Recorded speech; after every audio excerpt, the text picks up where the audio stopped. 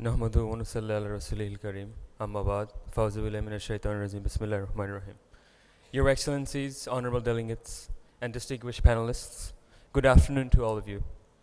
We'd like to express our sincerest gratitude to ICAP for welcoming us here in Baku, Azerbaijan.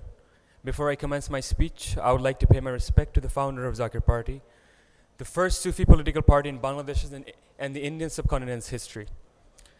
Hazrat Shah Sufi Maulana Muhammad Hashmatullah Naqshbandiya Muzaddidiya. In reference to the topic of the conference, the role of youth in politics, the integration or the entrance to the political arena can be categorized into 5 broad categories.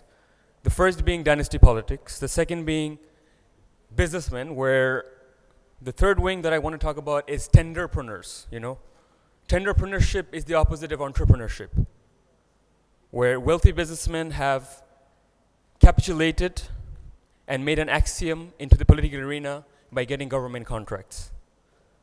The third being celebrity status, where fame and celebrity status is leveraged into the political arena. The fourth being bureaucrats and personnel from the state machinery and their entrance in the political fray.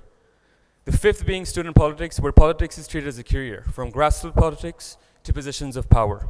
Democracy complemented by meritocracy. The reality, though, is that politics in Bangladesh and the Indian subcontinent is synonymous with partisanship, corruption, and unfortunately, even hate and murder. The institutional shackles disempower the youth and discourage their entrance in the political fray. 70% of the population of Bangladesh is below the age of 35. However, the average age of an MP is 60 years of age.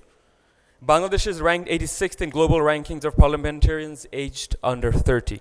This means the youth have a 0.3% representation in parliament. Now, I would like to draw some attention. 65% of our MPs in parliament are businessmen. How are we supposed to integrate the youth in positions of power if businessmen with hefty bank balances dominate our parliament? On that note, I would also like to state that the youth unemployment rate stands at a staggering 48%, where the educated youth unemployment rate stands at 33%. 80% of our jobs are created from the agricultural sector. Majority of our jobs are created for blue-collar workers, leaving the young and educated white-collar job seekers unemployed.